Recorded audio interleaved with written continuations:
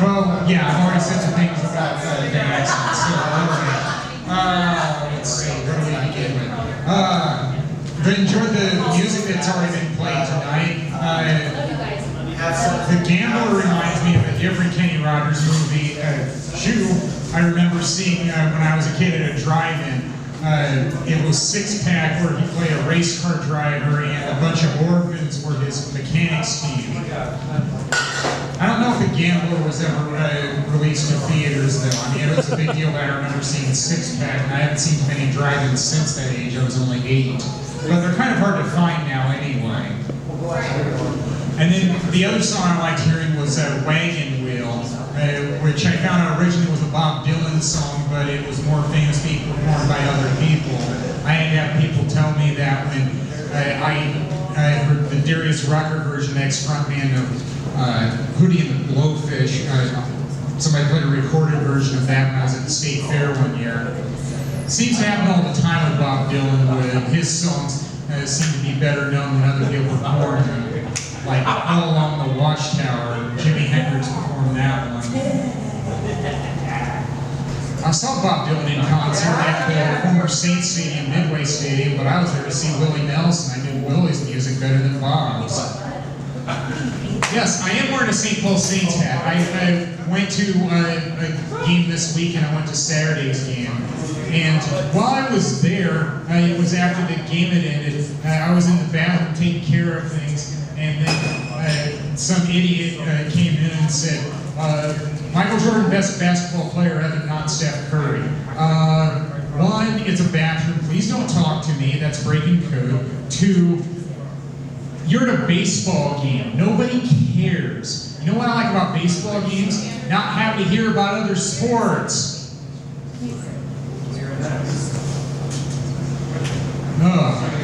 Well, while I was coming here tonight, I got soaked when I was coming out of another place, and at first I panicked, and it's like, oh, I need to go to Target and get pants that are dry. And it's like, oh no, maybe it'll be just like going to a theme park where if I walk around enough, then I'll be fine, it'll just dry out on its own. It's like, yeah, that seemed to be what happened. I did go to Target though. I ended up getting 2 pairs of socks that I haven't put on yet, but hey, I go through those a lot. I needed them anyway, probably.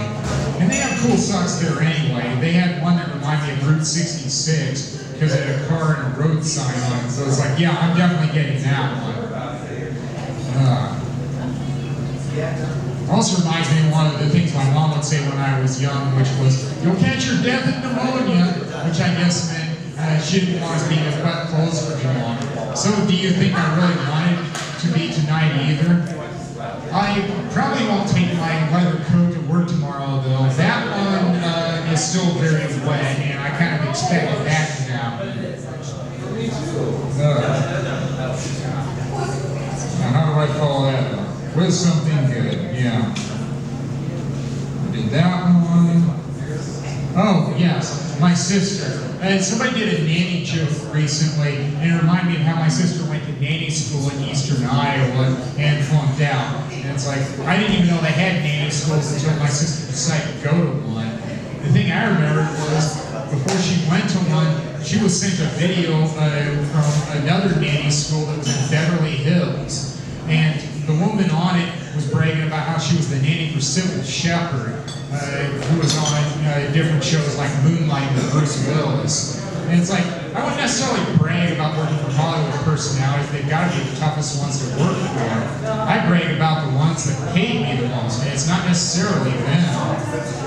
But I guess it's just the name dropping that people love. I see that all the time, unfortunately.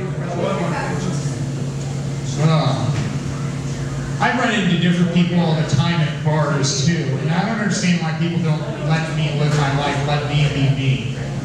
One of them found out that I hadn't seen the movie Weekend at Bernie's, and they looked at me like I was from another planet. It's like, what's wrong with you? It's like, I haven't seen the movie, but I have Wikipedia, so I know the premise of the movie. And I've heard enough jokes about the movie that I don't feel like I need to see the entire movie to understand what it's about. I mean, there are screwball comedies all the time, Four and Sensing. A lot of other popular movies I haven't seen yet either. I haven't seen all of Gone with the Wind yet. I've only seen part of it on cable TV.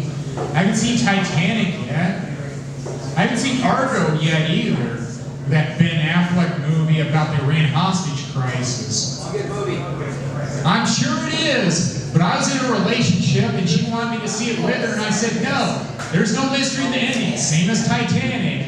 Why can't we just watch it as a Redbox movie? She didn't go for that, and I said, then see it without me, lady. Oh, and I'm not with her anymore. And it was really weird, too. Her parents were married in Iran. Yeah, that was when the Shah was in power, not the Ayatollah.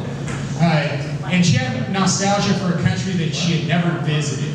That's why she wanted to see Argo. It's like, okay, she saw it with one of her friends. It's like, you want to see it bad enough? That's what you should do. And that's the other thing where people don't let me go my own way either. I like Redbox. I'm a busy man. I don't want to spend a lot of time performing. And people keep telling me you need a Netflix account. All right? You think I need a Netflix account bad enough? Pay for it. Same thing with my phone. I still have a flip phone, not a smartphone. My phone bill's cheaper than yours. Think I need one bad enough? Pay for it. Why do I need Netflix? It's more expensive per month than one night of Redbox. I haven't heard enough time finding enough time to watch a Redbox movie. I wait until I can watch it the first night. There's nothing wrong with living simple.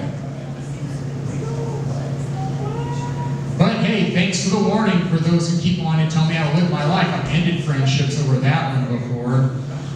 Going back when I was in high school and college, somebody trying to tell me how to live my life. Thought he was my friend, and it's like, and you're dating a married woman that's old enough to be your mom. And I kept expecting that he was going to get shot in the back by a jealous husband. Somebody needs to tell you how to live your life. But I don't do that because I don't like people telling me how to live mine. It's like in the movie Ghostbusters, where the EPA guy was telling the cop how to do his job. It's like, I don't tell you how to do your job, don't help me how to do mine. Well, I guess that'll do it. Thank you, all been great.